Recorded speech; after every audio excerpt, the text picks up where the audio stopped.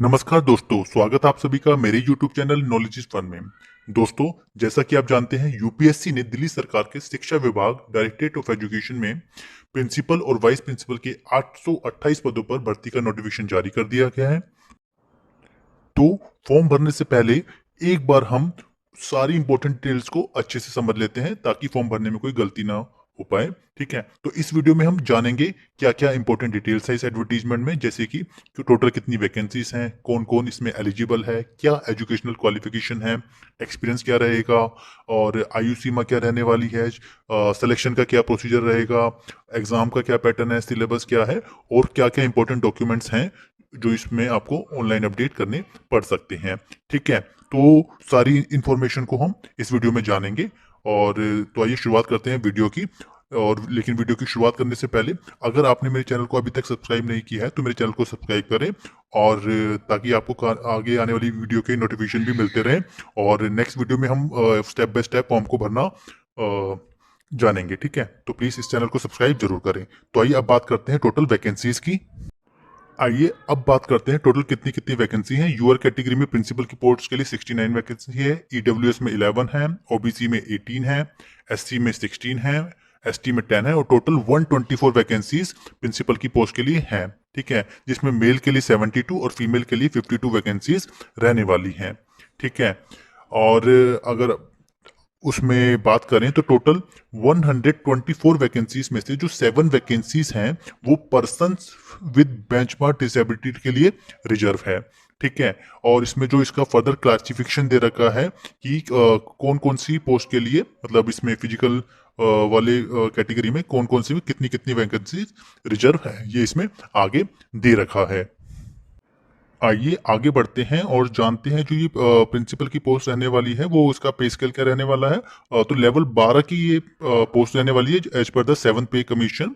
और इसके बाद अगर एज की बात करते हैं इसमें, तो 50 years for the UR oblique EWS, और 55 ईयर्स जो इसमें है वो एससी और एसटी कैटेगरी के लिए रहने वाली है। और जो ये एज है वो 10 साल के लिए एक्सटेंडेड है, रिलैक्सेबल है पर्सन विद बेंचमार्क डिसेबिलिटी के लिए। और 5 साल जो सभी गवर्नमेंट सर्वेंट हैं सेंट्रल गवर्नमेंट के या फिर यूनियन टेरिटरी के, उनको 5 साल इसमें एक्स्ट्रा मिलेंगे। ठीक है, वो सभी कैटेगरी के लिए है, चाहे वो जनरल की है, चाहे वो उनकी है मतलब ओबीसी के लिए, तो सबको 5 साल उसमें एक्स्ट्रा मिल जाएंगे। ठीक है, आइए अब बात करते हैं एजुकेशनल क्वालिफिकेशन की। तो इसमें मास्टर डिग्री रहने वाली है रिकग्नाइज यूनिवर्सिटी से एक तो, और दूसरा है बैचलर ऑफ एजुकेशन, वो भी किसी रिकग्नाइज यूनिवर्सिटी या फिर इंस्टीट्यूट से। ठीक है, अगर एक्सपीरियंस की बात करें तो 10 ईयर्स का एक्सपीरियंस रहेगा इसमें as a vice principal, post graduate teacher, train graduate teacher, वो भी किसी रिकग्नाइज हाई स्कूल से, हायर सेकेंडरी स्कूल से, या फिर इंटरमीडिएट कॉलेज से। ठीक है, तो इसका मतलब ये है कि इसमें प्राइवेट स्कूल वाले भी अप्लाई कर सकते हैं। इसके बाद जो नेक्स्ट इंपॉर्टेंट डिटेल है वो प्रोबेशन पीरियड है, जो कि 1 साल का रहने वाला है, और जो इसका हेडक्वार्टर रहेगा वो directorate of education GNCT of Delhi में रहेगा। ठीक है, एक और जो इंपॉर्टेंट डिटेल है वो इसमें दे रखी है, यानी अदर कंडीशन, जो ओबीसी कैटेगरी वाले लोग हैं उनका जो सर्टिफिकेट है वो दिल्ली से इशूड होना चाहिए। ठीक है, अगर किसी और स्टेट का या यूटी का वो है मतलब, तो उनको जनरल या फिर अनरिजर्व कैटेगरी में कंसिडर किया जाएगा। ठीक है, आइए अब बात करते हैं वाइस प्रिंसिपल की पोस्ट के रिगार्डिंग। ठीक है, और अगर इसमें वैकेंसीज की बात करें टोटल, तो यूआर की 287 वैकेंसीज हैं, ईडब्ल्यूएस कैटेगरी में 71, ओबीसी में 189, एससी कैटेगरी में 103, और एसटी कैटेगरी में 54। अगर ओवरऑल बात करें तो टोटल इसमें 704 वैकेंसीज हैं। ठीक है, जिनमें से मेल की 364 और फीमेल की 340 वैकेंसीज इसमें रहने वाली हैं। ठीक है, और आउट ऑफ 704 वैकेंसीज 28 वैकेंसीज जो है ना इसमें वो रिजर्व है पर्सन विद बेंचमार्क डिसेबिलिटी के लिए।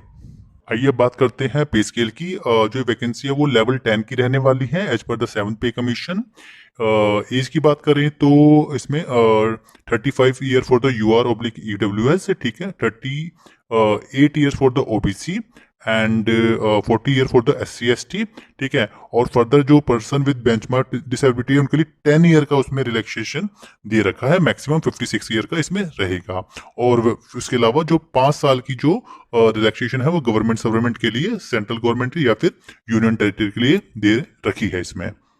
अगर बात करें एसेंशियल क्वालिफिकेशन की, तो इसमें एजुकेशनल में एक सबसे पहले दे रखा है master degree from a recognised university oblique institute, और दूसरा जो है इसमें वो bachelor of education from a recognised university, ठीक है।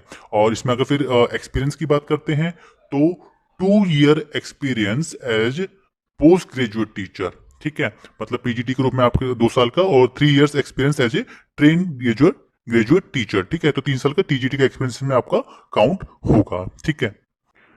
प्रोबेशन पीरियड की बात करें तो इसमें भी 1 ईयर का प्रोबेशन पीरियड रहने वाला है इसमें भी, ठीक है। और हेडक्वार्टर की बात करें तो सेम रहेगा जैसे कि directorate of education GNCT of Delhi old secretariat, इसमें भी रहने वाला है। सिमिलरली एनी अदर कंडीशन इसमें भी दे रखी है। जो ओबीसी कैटेगरी वाले लोग हैं उनका जो सर्टिफिकेट है वो गवर्नमेंट ऑफ एनसीटी का ही इशू होना चाहिए, ठीक है। अदरवाइज उनको अनरिजर्व कैटेगरी में कंसिडर किया जाएगा। आइए आगे बढ़ते हैं और देखते हैं कि जो फॉर्म फिल करने के लिए हमें कहाँ पे लॉगिन करना है। तो इसमें जो वेबसाइट दे रखी है upsconline.nic.in/ors/, इस वेबसाइट पे हमें रजिस्टर करना है इसके लिए, ठीक है। आइए अब बात करते हैं कुछ इंपॉर्टेंट पॉइंट की, जैसे कि स्टार्टिंग डेट इसमें 25 जुलाई 2026 रहने वाली है। और अगर एंड डेट की बात करें तो वो 14 अगस्त 2026 रहेगी, लगभग शाम को 6 बजे तक इसमें रहने वाला है, ठीक है। और अगर इसके बाद हम बात करते हैं सिलेक्शन कैसे होने वाला है इसमें, ठीक है। तो उसमें एक तो pen and paper based combined recruitment test रहेगा, ठीक है। और उसके बाद उसमें से शॉर्ट लिस्टेड कैंडिडेट को इंटरव्यू के लिए बुलाया जाएगा, ठीक है। और इसमें जो एग्जाम डेट रहनी है वो टेंटेटिव डेट 1 नवंबर 2026 है लगभग, ठीक है।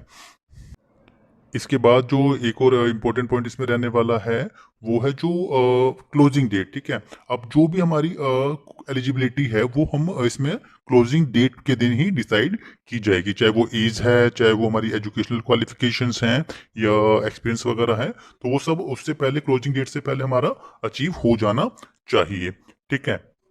एक और इम्पोर्टेंट पॉइंट दे रखा है वो है category wise minimum level of suitability, ठीक है, इंटरव्यू में, ठीक है। तो मतलब इसका क्या मतलब है कि इसमें आपको जैसे यूआर है तो 50 मार्क्स लाने होंगे मिनिमम इंटरव्यू में, ओबीसी में है वो 45 मार्क्स हैं, SC ST और PH कैटेगरी में अगर बात करें तो आपको 40 मार्क्स जरूर लाने होंगे। ये टोटल 100 मार्क्स का इंटरव्यू इसमें रहने वाला है। और इसके अलावा जो रिक्रूटमेंट टेस्ट है उसमें भी आपको मिनिमम लेवल ऑफ सुटेबिलिटी के अकॉर्डिंग करना होगा, ठीक है। लेकिन वो अभी प्री डिसाइडेड नहीं है, वो case to case basis decide किया जाएगा।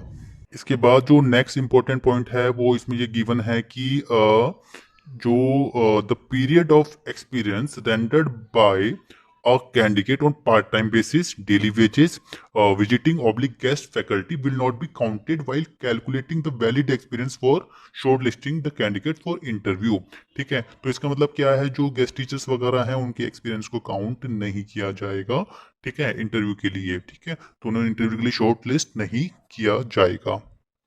एक और जो मेन प्रॉब्लम रहती है फीमेल्स कैंडिडेट को फॉर्म फिल करते हुए कि वो कौन सा नाम उसमें एंटर करे, मैरिज से पहले का या फिर सर्टिफिकेट का या जॉब वाला, तो उसके लिए भी यूपीएससी ने क्लैरिफिकेशन दे रखा है, ठीक है। तो उसमें उन्होंने लगभग ये टोटल 4 केसेस दे रखे हैं। इनको आप एक बार फॉर्म फिल करने से पहले डिटेल में पढ़ लें कि किस आपके लिए कौन सा केस वैलिड रहता है अगर आपके नाम में कोई इशू है तो, ठीक है। एक और इम्पोर्टेंट इन्फॉर्मेशन इसमें ये है कि जो कैंडिडेट्स हैं उनको अभी फॉर्म फिल करते हुए कोई भी जो डॉक्यूमेंट्स है उसको बाय पोस्ट या बाय हैंड यूपीएससी में सबमिट नहीं करना है। इस कोई भी डॉक्यूमेंट है वो जब आप लोग इंटरव्यू के लिए शॉर्टलिस्ट किए जाएंगे उस टाइम आपको सबमिट करना होगा, ठीक है। फर्दर यूपीएससी ने कैंडिडेट्स को एडवाइस करा है कि वो अपना जो फोटो आईडी यूज करने वाले हैं, वैसे तो बहुत सारे ऑप्शंस हैं लेकिन आधार कार्ड को ही चूज करें तो बेटर रहेगा, क्योंकि उसमें जो वेरिफिकेशन करना बहुत ही इजी हो जाता है, ठीक है। फर्दर एक बार दोबारा जो last date for submission of application है वो यहाँ पे गिवन है, जो कि है 14 अगस्त 2026 और जो टाइम रहने वाला है वो है अराउंड 6 PM, ठीक है। और इसके बाद अगर एप्लीकेशन फ़ी की बात करते हैं तो जो ये एप्लीकेशन फ़ी है 25 रुपीज़ रहने वाली है, ठीक है। इसमें भी एक्सेप्ट किया गया है फीमेल, SC ST भी और पर्सन विद बेंचमार्क डिसेबिलिटी को। इसके बाद अगर कंसेशन और रिलैक्सेशन की बात करते हैं तो जो अपर एज लिमिट है उसमें वो एक्स सर्विसमैन और कमीशन्ड ऑफिसर इंक्लूडिंग ECOs और SSC को भी लगभग 5 ईयर का रिलैक्सेशन दिया जाएगा इसमें, ठीक है। और इसमें जो है एज रिलैक्सेशन फर्दर गिवन है central oblique union territory government employees को, ठीक है। और इसमें भी लगभग जो है वो आपको 5 साल का जो होता है ना वो एज रिलैक्सेशन दिया जाता है। और अगर आपने उसमें 3 साल की सर्विस आपकी कॉन्टिन्यूस कंप्लीट हो गई है तो आपको 5 साल का रिलैक्सेशन मिल जाएगा। फर्दर एंड में इसमें scheme and syllabus for the combined recruitment test है वो गिवन है, ठीक है। तो इसमें क्या क्या इसमें रहने वाले हैं वो हम एक बार डिस्कस कर लेते हैं। तो सबसे पहले the test will be of 2 hours, 2 घंटे का टेस्ट रहने वाला है। All question will carry equal marks, सभी के नंबर बराबर रहेंगे क्वेश्चंस के। Test will be objective type question और there will be test will be both English and Hindi दोनों मीडियम में होगा। और इसके बाद जो है वो there will be penalty for wrong answer, तो मतलब नेगेटिव मार्किंग रहने वाली है। और जो अगर 1/3 ऑफ द मार्क्स है, मतलब अगर 3 नंबर का क्वेश्चन है तो लगभग 1 मार्क्स की इसमें नेगेटिव मार्किंग रहेगी। और the test will be carry a maximum of 300 marks, तो जो टोटल टेस्ट है वो लगभग 300 मार्क्स का रहने वाला है, ठीक है। बार इसमें सिलेबस की बात करें तो जनरल नॉलेज रहने वाली है including contemporary social economical and cultural issues, ठीक है। और Hindi and English language skills रहेंगी और reasoning ability and quantitative aptitude रहेगा। और इसके बाद educational policies and educational measurement and evaluation रहने वाला है। मैनेजमेंट एंड फाइनेंशियल एडमिनिस्ट्रेशन रहने वाला है। और इसके बाद ऑफिस प्रोसीजर रहने वाला है और पेडागोजी इन एजुकेशन है। और इसके बाद जो लास्ट टॉपिक है डिजिटल लिटरेसी। तो ये मेन डिटेल्स थी जो कि इसमें दे रखी है हमें, ठीक है। इसके बाद अगर बात करते हैं तो इसमें वेटेज की बात दे रखी है।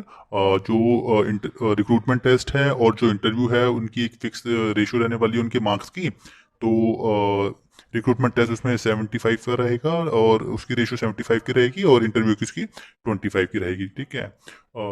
इसके बाद अगर बात करते हैं मिनिमम लेवल ऑफ सुटेबिलिटी की बात करें तो जनरल कैटेगरी के लिए 50 मार्क्स जरूर चाहिए और OBC के लिए 45 और SC ST कैटेगरी के लिए 40 मार्क्स इसमें इंटरव्यू के लिए जरूर चाहिए।